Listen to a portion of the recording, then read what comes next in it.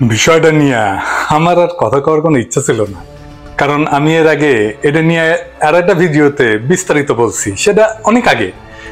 এরপরে সম্প্রতি আবারও কোটা নিয়ে আন্দোলন শুরু হওয়ার পরে এই আন্দোলন সহ হাসিনার আমলে সংগঠিত আরো কয়েকটা আন্দোলনের সাথে কাঁঠাল রানী কিভাবে পল্টি নিছে সেটা নিয়ে কথা বলছি। সেই কথা বলতে গিয়া প্রসঙ্গক্রমে নূরদের আন্দোলন বা ওই বিকাশ নূরের কথা একটু একটু আলোচনা করা হয়েছিল, কিন্তু তাতে তেলে বেগুনে জ্বলে উঠছে আমার বিরুদ্ধে। মাঠে সোশ্যাল মিডিয়াতে নুরা পাগলার পোষা বাহিনী, ঘেউ ঘেউ বাহিনী ঝাঁপায় পড়ছে। আমি অ্যাক্টিভিজম করি, হ্যাঁ, সব ঝুঁকি মাথায় নিয়েই করি। যেখানে জীবনের ঝুঁকিরই পরোয়া করি না, সেইখানে আমাদের গালাগালি করার কারণে আমি খেপে গিয়া পাল্টা আক্রমণ শুরু করব বা ভয় পেয়ে থেমে যাব, এতটা রাজনৈতিক বোধহীন এখনো হইতে পারি নাই। এজন্য সরি, এটা মাইনে নিতে হবে, আপনাদের প্লিজ লাগে। যাই হোক, আমি যখন কারো সমালোচনা করি, ক্রিটিক করি, কাউন্টার দিই, সেটা তারা অপছন্দ করি সেই জন্য না, জনগণের প্রতি আমার পূর্ব ঘোষিত রাজনৈতিক অঙ্গীকারের জায়গা থেকে করি। জনগণের প্রতি যে দায় আমাকে আলোড়িত করে, আমার ভিতরে যে গভীর তাগিদ তৈরি হয়, সেটা থেকে করি। এইটা এখন আমার নিয়তি হয়ে গেছে। এখন কি করবেন? এর সাথে আমার ব্যক্তি মানুষ হিসেবে লাভ ক্ষতি, সুনাম দুর্নাম কুনাম, এটার কোনো সম্পর্ক নাই। আশা করি বিষয়টা বুঝতে পারবেন। যাই হোক, এখন নূরকে নিয়ে একটা ফুল ডোজ দিতেই হয়। আমি কইছিলাম হুতায় দিব, আজকে আমি হুতায় দেব, অর্ধেক, পুরাটা না। এবং এটা অবশ্যই এখন রাজনৈতিকভাবে জরুরি হয়ে গেছে। কেন জরুরি হয়েছে সেটা পরে আরো বিস্তারিত কম। আমার এতদিনের হালকা সমালোচনা অনেকটা প্যারাসিটামলের মতো ছিল। ভাবছিলাম যে এতে নূরের পাগলামি ছেড়ে যাবে, যাই হোক লাইনে চলে আসবে, যাই হোক উল্টা আমার বিরুদ্ধে সর্বাত্মক আক্রমণে নাইমা পড়ছে, পুরা বাহিনী নামাইছে, এমনকি হত্যার হুমকিও দিছে দেখেন। ফলে এটারে জয় বাংলা করতেই হবে। তাই এখন আমার কড়া অ্যান্টিবায়োটিক ছাড়া এই পাগলামির অসুখ সারানোর কোনো উপায় নাই। দেখেন রাশেদ কেমনে ক্ষোভ ঝাড়তেছে। বলেন নুরুল আকমর সুলতান মনসুর হয়ে যাবে, বলেন না বন্ধুগণ? বলছে আমি পিনাকি ভট্টাচার্যের প্রতি সম্মান রেখে, শ্রদ্ধা রেখে বলতে চাই, নুরুল আকমরকে এমপি বানানোর অফার দেওয়া হয়েছিল, নুরুল আকমর সেই অফার লাঠি মেরে ছিটকে ফেলেছে। গ্রেপ্তারি পরোয়ানা জারি হয়েছে, আমার বিরুদ্ধে গ্রেপ্তারি পরোয়ানা জারি হয়েছে। আমরা নির্বাচনে যাইনি এই কারণে। আপনি কোন তথ্য উপাত্তের ভিত্তিতে একের পর এক আমাদের নিয়ে সমালোচনা করছেন? কি প্রমাণ রয়েছে আপনার কাছে যে আমরা সরকারের কাছে বিক্রি হয়ে গিয়েছি? এই উদীয়মান শক্তিকে ভাঙার যে ষড়যন্ত্র আপনি হাতে নিয়েছেন, সেই ষড়যন্ত্র থেকে আপনাকে দূরে সরে আসতে হবে। আচ্ছা, আমি কি তথ্য প্রমাণ ছাড়া কথা কই? এটা বলে না যে আমি তথ্য প্রমাণ ছাড়া কথা কই। সেই সব তথ্য প্রমাণকে তারা মানে না, তাই কয় আমি গুজব ছড়াই। একই কথা নুরার দলের লোকের মুখে। আমার প্রমাণকে এরা সত্য বলে মনে করে না, তাই মিথ্যাটাই ওদের কাছে সত্য, সেটা অন্য কথা। কিন্তু আমি তথ্য প্রমাণ ছাড়া কথা কই, এটা কিন্তু আমার শত্রুও কইতে পারবে না, কয়ও না। আমার প্রত্যেকটা ভিডিওতে এত লিঙ্ক আর রেফারেন্স শো করার জন্য অনেক দর্শক বিরক্ত হন, কয় দাদা আপনার কথার মধ্যে এত রেফারেন্স দেওয়ার তো দরকার নাই। আর এগুলো সত্য কথা, সেটা তো আমরা বুঝতেই পারি, বরং কথার মধ্যে রেফারেন্স ঝিলিক মারলে মনোযোগে বিঘ্ন ঘটায়, কথা সত্য। ওনারা বলেন যে আপনার ন্যারেশনের দিকে, মানে বয়ান তৈরির প্রক্রিয়ার দিকে মনোযোগ ধরে রাখা বেশি জরুরি আমাদের জন্য। আর রাশেদ কইতেছে আমি নাকি তথ্য প্রমাণ ছাড়া কথা কই। হ্যাঁ হ্যাঁ, আমি তথ্য দিমু, আজকে প্রমাণ দিমু, একদম মন ভইরা দিমু। হ্যাঁ, খারাপ। আমার কাছে নুরার যে পরিমাণে তথ্য আছে, তাতে একটা পূর্ণ দৈর্ঘ্য বাংলা ছবি বানানো যায়।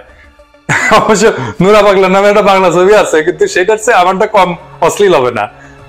প্রতারণা বিষয়টা অশ্লীল, ধোকাবাজি বিষয়টা ওই ন্যাংটা হইয়া ঘোরাঘুরি করার চাইতে বেশি অশ্লীল। কিন্তু এত সময় ওরে নিয়ে দেওয়ার সুযোগ নাই, আমার মেলা কাম আছে। যাই হোক, আজকে আরো কিছু তথ্য প্রমাণ দিব। রাশেদ নিজেও জানে যে নূর মেহেদী সাফাদির সাথে বৈঠক করছে, অথচ ওই বৈঠক নিয়ে যখন খবর চাউর হয়েছিল, তখন রাশেদ নিজের মুখে দাবি করছিল এই ছবিগুলো নাকি এডিট করা এবং তেমন কোনো বৈঠক হয় নাই। এ দেখেন, আপনি নিজে কানেই শুনেন। নুরুল আকমরের বিরুদ্ধে একটি অভিযোগ করা হচ্ছে। এই অভিযোগ সম্পূর্ণভাবে মিথ্যা, ভিত্তিহীন, এবং যে ছবি প্রকাশ করেছে সেই ছবি এডিটেড। এর আগেও এরকম এডিট করা ছবি, এডিট করা স্ক্রিনশট আমরা অনেক দেখেছি। তো রাশেদ মিয়া মিছা কথা বলতে লজ্জা করে না? হ্যাঁ, এটাও গ্লানি হয় না? নিজের কানে শোনেন, নূরের নিজের মুখে ইন্ডিয়ান সাফাদির সাথে যদি আমার মিটিং হয়েছে সরকার পতনের, সরকার উৎখাতের ষড়যন্ত্র হয়ে থাকলে হয়েছে, তাতে আপনার মিটিং এর আগে আসলাম চৌধুরীর প্রসঙ্গটা এনে কথা বলতেছেন, তার সাথে যার মাধ্যমে সাফাদির সাথে তার মিটিং ঠিক হয়েছে। এটা জানি যুদ্ধের সাথে মিটিং করার পরে তো আবার না, আসলাম ভাই ওইটা হচ্ছে একটা ইস্যু, একটা মানুষকে ধরতে গেলে তো একটা ইস্যু প্রয়োজন আছে, তাই না? ঠিক দেখি মিট করলে তাহলে আপনারা জানাই প্রয়োজন। বাট এখানে আর কেউ আছে নাকি অন্য কোনো জায়গার? আছে, আমাদের লোক আছে, বাট এখন বিষয় হচ্ছে উনিও আমাকে চিনে, কিন্তু আমাদের রেফারেন্সটা দেওয়া যাবে না, বুঝতে পারছেন?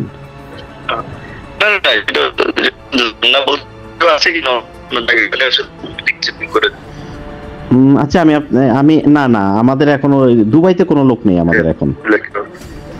তো ঠিক আছে, দেখা করলে আমাকে জানায়েন ভাই। আর আপনার তো মনে হয়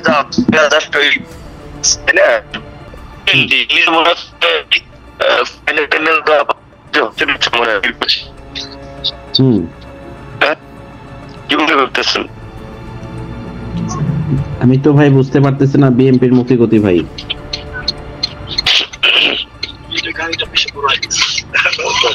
আচ্ছা নুরু ভাই, আপনি ফ্রি হন নাকি? মুভমেন্ট কোনো বুঝতেছেন না গো? মুভমেন্ট তো মারমুখী অবস্থান দেখতে পাচ্ছি। গভর্নমেন্ট তো আমার মনে হচ্ছে যে এইবার শোনেন, মিটিং যে করছে কনফার্ম করতেছে, মিটিং হয়েছে, ছবি তোলা হয়েছে কিনা সেটাও সে বলতেছে ছবি তোলা হয়েছে। শুনেন, তো সাফাদির সাথে দেখা করছেন? হ্যাঁ, চিন্তা করলাম যেহেতু ওই করছে তাহলে তো আমার নেতিবাচক ভাববে। এই তো দেখা করো। শুনেন, আমি আপনাকে যেটা বলি মনোযোগ সহকারে শুনেন। তো মিটিং এ ছিলেন কতক্ষণ আপনি মেহেদীর সাথে? 40-45 মিনিট। আচ্ছা, তো এই ছবি তুলেন নাই মেহেদীর সাথে? আমার ওই যে একটা বোধহয় তোলা হয়েছিল আমাদের। হ্যাঁ, ওইটা আমাকে দিবেন, ওইটা আমি ড্যানিয়েলকে পাঠাবো, ড্যানিয়েলকে আপনার নাম্বার দিব, আমি বলবো যে আমাদের লোক, ঠিক আছে? ড্যানিয়েল আপনার সাথে ফোন দিবে আজকে। আবার দেখেন এই যে হোয়াটসঅ্যাপে যে ছবি চলাচলি হয়েছে, এই হোয়াটসঅ্যাপের গ্যালারিতে নাম্বারটা নূরের না? নূরেরই সে ছবিটা আছে কিন্তু গ্যালারিতে, মানে প্রথমে যাকে পাঠানো হয়েছিল সে ছবিটা, বিখ্যাত ছবি। এইবার শোনেন, ছবিটা লিখা যাওয়ার পরে নূরের অনুযোগ বিশ্বাস ভঙ্গের অভিযোগ। কে করেছে? আপনি মালয়েশিয়া আসলে আমি এটা আপনাকে বলবো। না, মালয়েশিয়াতে এখন বলেন না, আপনি তো শুধু আমাকে না ছবির তাই তো ডকুমেন্টসটা হচ্ছে অনলি আপনাকে দেওয়া, সেটা কিভাবে ইয়ে হলো? সুতরাং এটা আপনি বিশ্বাসের ঘাতকতা করেছেন, আপনি বিশ্বাসের মূল্যায়ন। আমি আপনাকে দেখিনি, জানি না, চিনি নাই, আপনার সাথে বিশ্বাসের মর্যাদা তো রাখতে হবে ভাই। আপনি রিয়েলি বলেন তো ভাই, আসলে আপনি ডকুমেন্টসটা কাকে পাঠাইছিলেন? আমি ভাই কাউকে পাঠাই নাই। এইবার শোনেন, নূরের প্রবাসী অধিকার পরিষদের যেই নেতা তারে ওই জায়গায় নিয়ে গেছিল তার নিজের মুখে স্বীকারোক্তি শুনে। নূর যখন সংযুক্ত আরব আমিরাত দুবাই ভিজিটে আসছিলেন তখন তার কিছু তথ্য আমি উত্থাপন করতে চাই। সেটা হলো যে উনি মূলত যে মিটিংয়েরটা নিয়ে আলোচনা সমালোচনা হইতেছে, সেই মিটিংটা হয় 28 ডিসেম্বর। আমরা দুপুরবেলা ওখানে দুবাই স্পোর্টস সিটি সেন্টার সামনে উপস্থিত হই, এবং উপস্থিত হওয়ার পর সেখান থেকে নুরুল হক নূর আমাদেরকে বলেন যে আমাদের বড় ভাই মনির ভাই, ওনাকে বলেন আপনি আসেন সাথে, এবং আমাকে বলেন যে আপনার একজন আসেন। তো যাওয়ার পর ভিতরে ঢোকার পরে আমাদেরকে নুরুল হক নূর আমাকে বলেন আপনি এখানে ওয়েট করেন, আমরা ভিতরে যাচ্ছি। তো উনি নুরুল হক নূর এবং মনির ভাই দুজনে স্মোকিং জোনে যেয়ে বসলেন ওই ভদ্রলোকের সাথে, এবং আমি বাহিরে নর্মাল এরিয়াতে স্টার বক্সের সামনে বসে আমি আমার পার্সোনাল টাইম এক্সপ্লেন করলাম। তো সেখানে যখন উনি মিটিংটা কমপ্লিট করে বের হলেন, হওয়ার পর আমাদের যে মনির ভাই, বড় ভাই, উনি চরম উত্তেজিত, হ্যাঁ, উনি বেরিয়ে আসছেন এবং নুরুল হক নূর ওয়াশরুমে গেলেন। মনির ভাইকে জিজ্ঞাসা করলাম কী ব্যাপার, এত উত্তেজিত কেন, কী সমস্যা? তো উনি বললো যে আপনি কি চিনেন ব্যক্তিটাকে, যে ব্যক্তির সাথে মিটিং করলো? আমি বললাম না। তো উনি হলেন মেহেদী সাফাদি, যে একটা সংস্থার এজেন্ট। আপনি একটু রাগান্বিত হয়ে একটু ওয়ার্ডও খারাপ করছেন ইংরেজিতে, ননসেন্স এই সেই। হ্যাঁ, তো যাই হোক, ওনাকে আমি শান্ত করার চেষ্টা করলাম যে আসলে ঠিক আছে, যেটা হয়েছে আমরা কথা বলি, বুঝি, তারপর ওনাকে আমরা জবাব দিয়ে আওতা নিয়ে আসবো। আমরা ওনাকে পরে জিজ্ঞাসা করলাম আসলে মিটিংটা হয়েছিল, মিটিংটা কী উদ্দেশ্যে মিটিংটা হয়েছিল, কী আলোচনা হয়েছে, তাহলে সেখানে কী আলোচনা করছেন। তো উনি বললো যে মিটিংটা হয়েছে মূলত, আবার উনি ব্যাড ওয়ার্ড করলেন যে ননসেন্স, উনি কালকে জন্ম হয়ে আজকে উনি দেশের রাষ্ট্রীয় ক্ষমতা চলে যাবেন, প্রেসিডেন্ট হয়ে যাবেন, সরকার গঠন করবেন। হ্যাঁ, উনি একক ক্ষমতায় বাংলাদেশের সকল দলকে আউট করে দিয়ে একক ক্ষমতায় তাদের সহযোগিতায় সে সরকার গঠন করবেন, সেই সহযোগিতার জন্য সে তাদের কাছে কি বলে প্রস্তাব রাখছেন কিংবা তাদের সাথে একটা ডিল করতেছেন। তো সে জায়গায় উনি প্রথমে ক্ষিপ্ত হয়ে উনি আমাদের গাড়িতে একসাথে গাড়িতে যান নাই। উনি দ্বিতীয় যে গাড়িটা ছিলেন, নুরুল হক নূর যে গাড়িতে ছিলেন, সেই গাড়িতে যান নাই, উনি বয়কট করলেন, অন্য গাড়িতে গেলেন। তারপর আমি নুরুল হক নূরকে জিজ্ঞাসা করছিলাম যে আপনারা যে এখানে মিটিংটা করছেন, এটা কি আমাদেরকে কেন বললেন না আগে? হ্যাঁ, উনি তো পূর্বে আমাদেরকে কিছু বলেন নাই যে উনি এখানে মিটিংটা করবেন, নিয়ে আসেন, আমাদেরকে ধোঁকা দিয়ে নিয়ে আসছেন। তো আমরা কখনো এই ধরনের মিটিংকে সাপোর্ট করি না এবং আমাদের করি না, এবং আমাদেরকে এটা ধোঁকা দেওয়া হয়েছে এবং সে ধোঁকার জন্য জাতির কাছে আমি এর বিচার দিলাম। যে মিটিংটা রাষ্ট্রদ্রোহী কিংবা রাষ্ট্রের বিরুদ্ধে কিংবা ইসলামী মূল্যবোধের বিরুদ্ধে, সেটা আমি কখনো ব্যক্তিগতভাবে সাপোর্ট করি না, করবো না। তো এটা হলো সেদিনকার ঘটনা, যে এই মিটিংটা হয়েছে, এটা সত্য, আমি সাক্ষ্য দিচ্ছি, আমি এই চোখ দিয়ে দেখেছি। তাই সে ব্যক্তির সাথে যখন মিটিংটা করে তখন ব্যক্তিকে আমি চিনতাম না। পরে যখন আমাদের মনির ভাই বললো যে এই ব্যক্তি, আমি ছবি দেখে তার চেহারা তো আমি মনে রাখতে পেরেছি, আমি বুঝতে পারছি যে হ্যাঁ, এই সেই ব্যক্তি, হ্যাঁ, মিটিং সত্য এবং এই ঘটনা। আরো তথ্য দরকার, হ্যাঁ, আরো প্রমাণ দরকার। এই প্রমাণেও আমি জানি এই প্রমাণেও কনভিন্স হবে না নূরের দলের লোকজন। হাসিনার লোকেরা কি কনভিন্স হয় যে তার হাসিনা ভোট চুরি করে? কনভিন্স হয় না। হাসিনার লোকেরা কি কনভিন্স হয় যে হাসিনা ফ্যাসিস্ট? হয় না। মোদির লোকেরা কি কনভিন্স হয় যে মোদি একটা ফ্যাসিস্ট? হয় না। তো আমি যদি আরো তথ্য প্রকাশ করা শুরু করি তো একটা সিনেমাই বানাইতে হবে। তো আমি আরো কিছু তথ্য শেয়ার করতে চাই, সাপ্লিমেন্টারি তথ্য আর কি। হ্যাঁ, এটা হয়তো ওর সম্পর্কে যা আছে তার ধরেন 20 ভাগের 1 ভাগ হবে আর কি। আর কিছু প্রমাণ দিই। হ্যাঁ, আসেন দেখেন, নূরের সম্পর্কে প্রথম আলোতে একটা রিপোর্ট হয়েছিল। হ্যাঁ, নূরের পরিবার কেমন আমরা জানি, যে খুবই দরিদ্র পরিবার থেকে আসছে, সেটা কোনো সমস্যা নাই, সেটা বরং ভালো। আমরা মনে করছিলাম যে এই ছেলেটা একটা সাধারণ পরিবার থেকে উঠে আসছে, মানুষজনের দুঃখ কষ্ট বুঝবে, এবং আমাদের সকলের সহানুভূতি ছিল। তার মধ্যে যে সরলতা, তার মধ্যে যে মাটির কাছ থেকে উঠে আসার যে গন্ধ, সেটা ছিল জন্য আমরা সবাই তারে পছন্দ। কিন্তু এইটারে সে একটা মৌকা হিসাবে নিল এবং তার ভাগ্য পরিবর্তনের উপায় হিসাবে, তার পুরা পরিবারের ভাগ্য বদলে গেল প্রথম আলোর রিপোর্ট দেখে। হ্যাঁ, তার ভাই ডিলারশিপ পাইলো, তার দোতলা বাড়ি উঠলো, তার বাপার এখন আর ছোট দোকান করে না। শুধু তাই না, তার আন্টিদের 13 কোটি টাকার বিজনেসের নেগোসিয়েশন করে। শুনে ওই যে আমি একটা কাজ পেয়েছিলাম, বুঝছেন, ওই যে ইসের আর কি 13 কোটি টাকার। এখন ওই কাজটা আমার এক আন্টিরই ঠিকা, ওই মানে উনি জয়েন্ট ভেঞ্চারে একজনের দিয়ে দেওয়াই ছিল। এখন ওই কালকে যদি আপনি একটু শিওর করলে তাহলে ওই টাকা ওই আন্টি দিবেন, আমার আন্টি সম্পর্ক হয়, কিন্তু ওই যে অ্যাকাউন্ট যাদের লোন থাকে ওনাদের তো ইজিলি হয়, আপনি তো কাজ বাজ করান। এখন আপনি কি একটা তাহলে পারফরমেন্স গ্যারান্টি করতে পারবেন? আমি কোন ফার্মের নামে করবো, কি করবো, কে ওখানে হলে ডিটেলস, হলে আমি ডিটেলস লই আপনার কাছে। আমার আরেকটা নাম্বার আছে ফোনে, সব বলা যায় না, ওইভাবে হোয়াটসঅ্যাপে কল দিতে পারেন চাইলে। খালি টাকা আর টাকা, বিরোধী দল কইরা বাংলাদেশে এত টাকা রোজগার করা যায়, এইটা নূর প্রথম প্রতিষ্ঠা করে দিল।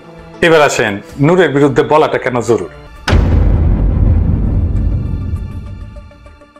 আমার ক্ষুদ্র ভ্রাতার ভগিনীরা কইতে পারেন যে দাদা, এত জরুরি রাজনৈতিক বিষয় থাকতে এখন নূরকে নিয়ে এত সময় নষ্ট করতেছেন কেন? সত্য কথা, হক কথা, কিন্তু আমার একটা যুক্তি আছে। এটা আমার নিজের কোনো দরকারে করতেছি না, করতেছি দেশের রাজনৈতিক প্রয়োজনে। অবশ্যই সুলতান মনসুর সিনড্রোম অঙ্কুরেই বিনাশ হওয়া ভালো। সর্বনাশ হওয়ার আগেই যদি ক্ষতি ঠেকানোর সুযোগ থাকে, তা না করার কোনো মানে হয় না। নুরুরা এই দেশের মানুষের দীর্ঘদিনের রাজনৈতিক অধিকার আদায়ের আন্দোলনের অর্জনকে মানে আমাদের এই বিপ্লবকে বৃহৎ বিপ্লবে পরিণত করবে, এটা তো বসে থেকে দেখা যায় না, তাই না? এরা ক্ষমতায় গেলে কি করবে তার কিছু নজির কিন্তু আগের ভিডিওতে আপনাদের দেখাইছি। আবারও দেখেন, ও কিন্তু থামে নাই, আবারও দেখেন হত্যার হুমকি দিছে। নূরের দলের নেতা কিন্তু সে সাধারণ কর্মী না। কিভাবে হিন্দু ঘৃণা ছড়ায়, হিন্দুত্ববাদী ফ্যাসিবাদকে শক্তি যোগায় তার কিছু নজির দেখেছিলাম, আরবারও দেখেন। কাজেই নুরুর রাজনৈতিক প্রকল্পের নামে ধান্দার দোকানের সবকটা সাদার উদাম করে দেখায় দাও আমার রাজনৈতিক দায়িত্ব। বাংলাদেশের জনগণ ভুল মানুষ এবং আদর্শকে বিশ্বাস কইরা পদে পদে ঠইকে আসছে বহুদিন থেকে। দার্শনিক উম্বার্তো একো একবার বলছিলেন, কোনো কিছু বিশ্বাস না করার চেয়ে ভুল বা মিথ্যা জিনিস বিশ্বাস করা ভয়ানক। আর ফ্যাসিবাদ মিথ্যার উপরে বিশ্বাস উৎপাদন করার একটা অবিরাম প্রক্রিয়া, এটা মাথায় রেখেন। জনগণ যখন সেটা বিশ্বাস করে ফেলে তখনই তাদের উপরে নাইমা আসে ফ্যাসিবাদ।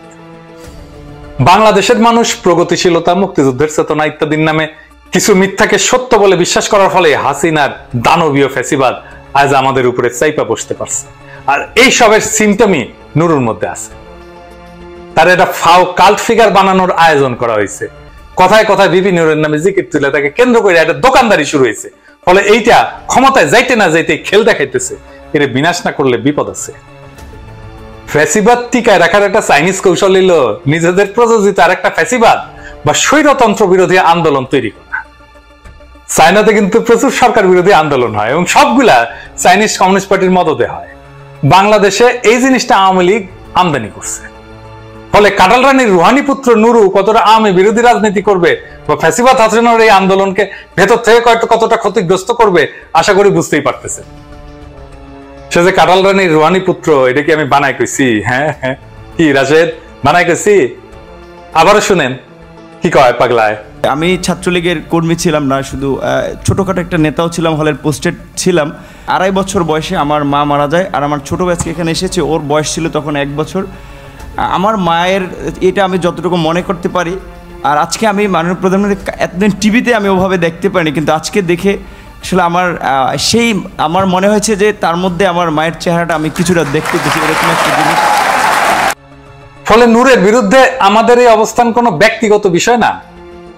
আমরা তো প্রত্যেক দিনই গালাগালি করে যে 250 টাকার অনেক কামলাই লাগানো আছে আওয়ামী লীগ ডিজিএফআই, তো ওদের ভাতা টাতার একটু বাড়ানো দরকার। দেশে তো বিপুল মুদ্রাস্ফীতি হয়েছে, 250 টাকা খুব অমানবিক হইয়া যায়। যাই হোক, এটা নিয়ে উতলা হওয়ার কিছু নাই। কিন্তু আমাদের ভারত হটাও আন্দোলন এবং ফ্যাসিবাদ বিরোধী লড়াইয়ের ভেতরে থাকা শত্রুদের বিরুদ্ধে লড়াই জারি রাখা আন্দোলন সফল করার নীতিরই একটা অংশ। ফলে দুইটা কারণে এই নোরাদের ফাইট এখনই করতে হবে। এক, এরা সুলতান মনসুর সিনড্রোমে আক্রান্ত, মানে ভণ্ডামিতে নিমজ্জিত। পুরাই মিথ্যা আশা তৈরি কইরা জনগণের সাথে তামাশা করে এবং রাজনীতির মঞ্চে নাটক করে, যেমন খুশি তেমন সাজা প্রতিযোগিতার মতো একটা বিষয় মনে করে। নীতি আদর্শ না, গলাবাজি নেতা বা রাজনীতি তৈরি করে এমন একটা ধারণা তৈরি হয়। এরা যখন খুশি ফ্যাসিবাদের পুত্র, যখন খুশি ফ্যাসিবাদের জম। ফলে তাদের ভণ্ডামির সিলসিলা থামানোর জন্য এদেরকে প্রতিহত করতে হবে। 2 নাম্বার, আন্দোলনকে সফল করার পরে যাতে এই ধরনের ভণ্ড এবং টাউটেরা দেশকে শাসনের সুযোগ না পায়, কোনোভাবে ক্ষমতার অংশ না হয়, জনগণের আবেগকে পুঁজি কইরা যাতে সম্পদ অর্জনের সুযোগ না পায় এবং ভেতর থেকে আন্দোলনের ক্ষতি করতে না পারে, তা এদেরকে আউট করতে হবে। ইসরায়েলি এজেন্ট মেহেদী সাফাদির সাথে দেখা করার অভিযোগে বিএনপি নেতা সফল ব্যবসায়ী আসলাম চৌধুরী আজ 15 বছর ধরে জেলের ঘানি টানতেছে। সেখানে নুরু তার সাথে মিটিং এর বিশ্বাসযোগ্য প্রমাণ থাকার পরও বাইরে ঘুরে বেড়াইতেছে, তারা কেউ কোনো প্রশ্ন করে নাই। আটক করা তো দূরের কথা, কোনো কিছু প্রশ্নও করা হয় না। এটা থেকে আপনাদের খটকা লাগে না? হ্যাঁ, না, কোনো খটকার বিষয় না। সে কাটাল রানীর সন্তান, তার হিসাবই তো আলাদা হবে। আমি আমার ওই প্রথম ভিডিওতে বলছিলাম যে পোলাটা বড় হয়ে সুলতান মনসুর হবে, তাতে তেলে বেগুনে জ্বলে উঠছে। অথচ এই যে সুলতান মনসুর সিনড্রোমের কথা কে বলছিল, তার মধ্যে কে দেখতে পাইছিল? আসিফ নজরুল। এই যে দেখেন আসিফ নজরুলের পোস্ট দেখেন, তাও 4 বছর আগে। দেখেন তিনি লিখছিলেন, আপনার দৃঢ় ভূমিকা দেখে আপনার মধ্যে তরুণ বয়সে বঙ্গবন্ধুর ছায়া দেখেছিলাম, কিন্তু বঙ্গবন্ধুর মেরুদণ্ড কোন শাসকের সামনে বিন্দু মাত্র নুয়ে পড়তো না। যদিও এই কথার সাথে আমি একমত না আসিফ নজরুলের। যাই হোক, উনি বলতেছেন, আসিফ নজরুল বলতেছেন, আপনার মেরুদণ্ড নুয়ে পড়লে আপনাকে তাই আর তরুণ বঙ্গবন্ধুর ছায়া মনে হবে না, বরং মনে হবে আপনি নির্ভীক তারুণ্যে বুড়িয়ে যাওয়া একজন সুলতান মনসুর। আর আমি বলছি পোলা বড় হইলে সুলতান মনসুর হবে। তো রাশেদরা কি আসিফ নজরুলের বিরুদ্ধে মিছিল করিছে? প্রেসক্লাবের সামনে যায় বক্তিমা মারিছে? মারে নাই। হ্যাঁ, কিন্তু আমার বিরুদ্ধে একই কথা বলার জন্য কেন মিছিল করলো? দেখেন কমেন্ট গুলো দেখেন। আসিফ নজরুল ভাই, হিন্দু মানুষকে বিশ্বাস করা যায় না, নূরের দলের লোক, এই হইতেছে নূরের দল। এই দলের সাথে বৈশাখ কথা বলাও তো কারো উচিত না। আর আমার যেভাবে হত্যার হুমকি দিচ্ছে দিনের পর দিন, কোনো ব্যবস্থা নিচ্ছে তার বিরুদ্ধে নেয় নাই। মুরাদ টাকলার মন্ত্রিত্ব চলে যায়, জাইমা রহমানকে একটা অগ্রহণযোগ্য মন্তব্য করায়। হাসিনাও তো এর ভালো। কতখানি জাউরা হইলে, কতখানি খারাপ হইলে, কতখানি ফ্যাসিস্ট হইলে দিনের পর দিন এই কাজ করে যায়। হ্যাঁ, এদেরকে মরাল সাপোর্ট দেন আপনারা, তাই না? হ্যাঁ, কি আর কমু। হ্যাঁ, যাই হোক, নূরের দল যে 2 নম্বরই রাজনীতি করে, ওই 2 নম্বরই রাজনীতি উসকা দিন গুজার গিয়া, ওই দিন বাগে খাইছে। হ্যাঁ, চেষ্টা চালাইতে পারেন যে পিনাকি ভট্টাচার্য হিন্দু বংশোদ্ভূত জন্য সহজ আক্রমণের লক্ষ্য বানানো অর্থ সোজা না। হ্যাঁ হ্যাঁ, পারবেন না, করতে পারবেন না। এই 2 নম্বরই রাজনীতি, নূরার রাজনীতি যে হামলা দেওয়া হবে, দুনিয়া তো সোজা না। আমি আমার প্রথম ভিডিওতে কোটা সংস্কার আন্দোলনের একটা ক্রিটিক করছিলাম যে কেন এই আন্দোলন সফল হইল না, এবং যেহেতু নূর এই আন্দোলনের নেতা, ন্যাচারালি তার প্রস্তুত আসবেই, তাই না? আমি কয়টা জিনিস, 1 নম্বর বলছিলাম যে এটা একটা পেটি বুর্জোয়া আন্দোলন ছিল, যার কোনো রাজনৈতিক লক্ষ্য ছিল না। 2 নম্বর, ফ্যাসিস্টের কাছে দাবি জানায় ফ্যাসিস্টকে বৈধতা দেওয়া হয়েছে। 3 নম্বর, মুজিবের ছবি হাতে নিয়ে স্লোগান দেওয়া হয়েছে মুজিবের বাংলায় বৈষম্যের স্থান নাই। অথচ মুজিব বাংলাদেশের গণতন্ত্রের প্রথম হত্যাকারী, আর মুজিবের বাংলায় এমনই বৈষম্য হয়েছিল যে তার সাথে দুর্ভিক্ষ হয়েছিল এবং সরকারি হিসেবে 30,000 লোক মারা গেছিল। 4 নম্বর, নূরে আন্দোলনকে রাজনৈতিক বলছে, আর বলছে রাজনৈতিক আন্দোলন সহিংস হয়। তো ও তো এখন রাজনীতি করে, সে কি এখন সহিংসতা করে? 5 নম্বর, নূর ক্ষমতার কাছে কুর্নিশ করে হাসিনাকে মা ডাকছে সামনে। আর শেষে আমি বলছি পোলাটা বড় হয়ে সুলতান মনসুর হবে। শুনেন আবার, যাই হোক, সে ছাত্রলীগ হিসেবে রাজনীতি শুরু করলেও কোটার দাবিতে সোচ্চার হওয়ার পরে প্রায় নিয়মিত তাকে ছাত্রলীগের হাতে আক্রান্ত হইতে দেখা যেত। ছাত্রলীগের মাইল খাইতে খাইতে খাইতে খাইতে পোলাটা নেতা হয়ে গেল। যাই হোক, এটা নিয়ে একটা ভিডিও করছি, আর বেশি কিছু কই না আর কি। হ্যাঁ, তা আমি যা মূল্যায়ন করছিলাম সেই মূল্যায়নকে আমি এখনো সঠিক বলে মনে করি। পোলাটা বড় হয়ে সুলতান মনসুর হবে। ওরে নিয়ে কথা না কই, আমরা কোটার বিষয়ে থাকি আর কি। তেলে বেগুনে জ্বলে উঠছে। হ্যাঁ, আমি এর আগে কইছিলাম যে এদের ন্যাচারাল ডেথ হবে, কিন্তু সেই সময়টা তারা নিজেরাই দিল না। তার আগেই আমার বিরুদ্ধে লেগে নিজেদের হাসিনায় নিজেরাই আগুন দিছে। এদের আসল উদ্দেশ্য কি, এটা কিন্তু তারেক ফাঁস করছে। কার স্বার্থে পিনাকি ভট্টাচার্যকে বিতর্কিত করতে চাচ্ছে নূর রাশেদ? ভারতের পণ্য বর্জন আন্দোলনকে ভিন্ন খাতে নেওয়ার ষড়যন্ত্র। তাহলে ভারতের দূতাবাসের হয়ে কাজ করছে এরা। কথিত আছে নূরের মোসাদ কাণ্ড বের হওয়ার পর নূর ভারতের গোয়েন্দা সংস্থা রয়ের সহযোগিতায় দেশে আসে, যে মেহেন্দিয়ান সাফেদির সঙ্গে সাক্ষাতে আসলাম চৌধুরী দীর্ঘ 15 বছর জেলে সেই একই ব্যক্তির সাথে বৈঠকে নূর দিব্যি বাইরে ঘুরে বেড়াচ্ছে। নূর অবশ্যই স্বীকার করেছে তার সাথে দেখা হয়েছে, সেলফি তুলেছে। এমন হয়ে থাকতে পারে, কিন্তু তাকে সে চেনে না। শিপন বসুর অডিওতে সবচেয়ে বেশি বিতর্ক পড়ে নূর। গণ অধিকারের নাম ব্যবহার করে একটি ছিন্নমূল উগ্র সংগঠন খুলে সেখানে উগ্রতা, হামলা, ছিনতাই, পকেট কাটা, গালিগালাজের নিয়মিত তালিম প্রশিক্ষণ দিচ্ছেন নূর রাশেদ। সমর্থকদের বেশিরভাগই অশিক্ষিত, বেকার এবং ছিন্নমূল শ্রেণীর মানুষ, যাদের লক্ষ্যই শুধুমাত্র দেশের সাধারণ নাগরিক এবং প্রবাসীদের সরকার পতনের স্বপ্ন দেখিয়ে কোটি কোটি টাকা হাতিয়ে নেওয়া। এই চক্রের একচ্ছত্র সুপ্রিম লিডার নূর এবং তার সেনাপতি চিটিং রাশেদ। কোটা আন্দোলনের কেন পূর্ণতা হয়নি তা উঠে আসে পিনাকি ভট্টাচার্যের দলিল দস্তাবেজ থেকে। কোটা সমস্যার নিষ্পত্তি না হলেও নূর রাশেদের অভাব অনটনের কিন্তু ইতি ঘটেছে। সম্পদের পাহাড় গড়েছে নূর, কিন্তু বারবার নানান ছলছুতোয় কখনো দুলাভাইয়ের, কখনো বাবার সম্পদ দাবি করছেন নিম্নবিত্ত চা দোকানির ছেলে নূর। হঠাৎ কেন রাশেদ ভারতীয় পণ্য বর্জনের আন্দোলনের অন্যতম উদ্যোক্তা পিনাকি ভট্টাচার্যের বিরুদ্ধে আলোচনা শুরু করলো তা খুঁজতে হবে। আওয়ামী লীগ দিয়ে এই গণ আন্দোলন রুখে দেওয়া পসিবল না, এটা ভারত বুঝতে পেরেছে। তাদের রপ্তানি 12 বিলিয়ন থেকে 5.99 বিলিয়নে নেমে গেছে। এটা তাদেরকে উদ্বিগ্ন করে তুলেছে। তাই তারা এমন একটা টিমকে বেছে নিয়েছে যারা কিছুটা বিশ্বস্ত। তাদের দিয়েই পিনাকি ভট্টাচার্য পদে নেমেছে ভারত। এখন লাগাতার রুটিন করে সাইবার হ্যারাসমেন্ট করছে নূর বাহিনী। তাহলে কি ভারতীয় গোয়েন্দা সংস্থা রয়ের পণ্য বয়কটের আন্দোলনকে সফলভাবে দমন করবে নূর রাশেদকে কাজে লাগিয়ে? এবার আসেন দেখি যে কেন নূরের কোন রাজনৈতিক ভবিষ্যৎ নেতা বানানো হয়েছিল। মনে আছে যে ডাকসুর নির্বাচনের জন্য বছরের পর বছর ধরে আন্দোলন চলছিল, কিন্তু সরকার সেই দিকে কোনো মনোযোগ দেয় নাই। সেখানে হঠাৎ করিয়া ডাকসুর নির্বাচন দেওয়া হইল। কোটা আন্দোলনের বিষয়টা নিয়ে সরকারের খেলাটা যে পাতানো ছিল তা কিন্তু এখন পরিষ্কার। প্রথমে আন্দোলন করে কোটা সংস্কারের বিষয়টাকে কোটা বাতিলে পরিণত করা হয়েছে। এখন আবার আদালতের রায় ফেরত আনা হয়েছে। ফলে আগে যে বিষয়টা নিয়ে ব্যাপক আন্দোলন করা হয়েছে তা এখন আবার ফেরত আসাতে আগের মতো ব্যাপক আন্দোলন আর হবে না, হইতেছেও না। এইটা ছিল সরকারের কৌশল। আর কোটা লাগবে, তা না হলে লীগের ক্যাডার, ভারতীয় রয়্যাল লোকজন প্রশাসনে ঢুকবে কেমনে? কোটা একটা অন্যায্য ব্যবস্থা আসছে, তাই এটা নিয়ে আন্দোলন হবেই, সরকার জানতো। তাই নিজের রুহানি পুত্রকে দিয়া আন্দোলন করায় তারে বিজয় হিসাবে দাঁড় করানো হয়েছে, পরে ভিপি বানানো হয়েছে। তারপরে পুত্র হিসাবে হাজির কইরা কালারানি ক্ষমতার হাতকে আরো লম্বা দেখানোর নীতি নেওয়া হয়েছিল। এখন তার নির্বাচন নাই। ডাকসুর নির্বাচনে নূরকে কিভাবে জেতানো হয়েছিল সেই সময় ছাত্র দলের প্রত্যেকটা নেতা কর্মী জানে। নূর তো কোটা আন্দোলনের নেতা ছিল না প্রথমে, ওরা তো পরে ইম্পোজ করা হয়েছে। আর নূর যে একটা ধাপ্পাবাজ তা কিন্তু ছাত্র দলের নেতারা প্রথম থেকে বলছিল। যাই হোক, এরপরে তাকে দল করতে দেওয়া হইলো, তাকে একটা শক্তিশালী বিরোধী দল হিসেবে সেট করার আয়োজনও কিন্তু ছিল, দেখেন। এবং সে 300 আসনে ফাইট দিবে কইছিল। তারপরে যখন দেখছে এত তাড়াতাড়ি সুলতান মনসুর হওয়া ঠিক হবে না, চুলে আরেকটু পাক ধরা দরকার, আরো বিপ্লবী ইমেজ তৈরি করা দরকার, তখন দামি নির্বাচনে নূর যায় নাই। কিন্তু সে যে যাবে সেই কথা অনেককেই বলছে। সে যে যাইতে চায়, প্রচুর টাকা লাগে, এত টাকা কই পাবো, সরকার আমারে টাকা দিবে বলছে। এই কথা বলছে এবি পার্টির মুজিবুর রহমান মঞ্জুকে, এই কথা বলছে আসিফ নজরুলকে। ওনারাই বলুক বলছে কিনা, তার কাছে গেছে কিনা যে আমি নির্বাচনে যাইতে চাই। মুজিবুর রহমান মঞ্জু বলছে যে আসিফ নজরুলের কাছে যান, উনি সিনিয়র মানুষ, ওনার কাছে শুনেন। আসিফ নজরুল নিষেধ করছে, তাই যায় নাই। এটার এখন বিরাট ক্রেডিট হিসাবে প্রচার করতেছে। যাই হোক, নূরকে কাটাল রানী মানে ভারতের প্রেসক্রিপশন মতো তৈরি করা হয়েছে, সোজা হিসাব। এটা বোঝার জন্য বিজ্ঞানী হওয়ার দরকার নাই। সেই সময় ভারত দরদি বিবিসি বাংলার নিউজ গুলো দেখলেই বুঝবেন, তাদের শিরোনাম গুলো খেয়াল করলেই বুঝবেন। আপনি দেখেন কেমনে তারা বিবিসি নেতা বানাইছে, বিবিসি কার পারপাস সার্ভ করে, বিবিসিতে কে ছিল ওই সময়।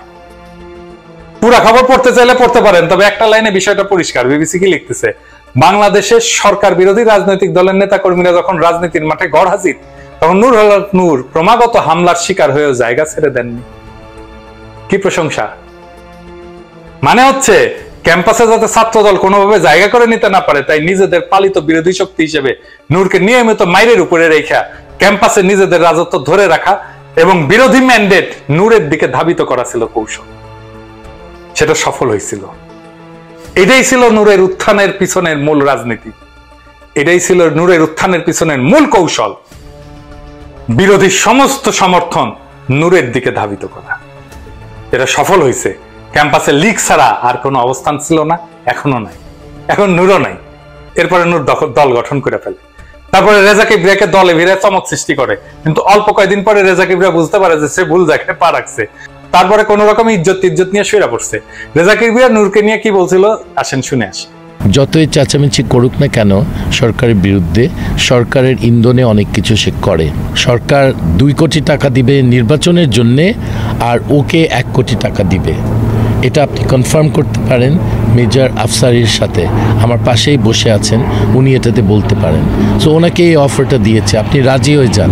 প্যালেস্টিনিয়ান রাষ্ট্রদূত সে কনফার্ম করলো যে একাধিকবার নুরুল হক নূর দেখা করেছে ইসরায়েলি গোয়েন্দা সংস্থার সাথে, কিন্তু নূরকে অ্যারেস্ট করা হয়নি, কোনো জিজ্ঞাসাবাদও করা হয়নি এই ব্যাপারে। এটা খুব রহস্যজনক।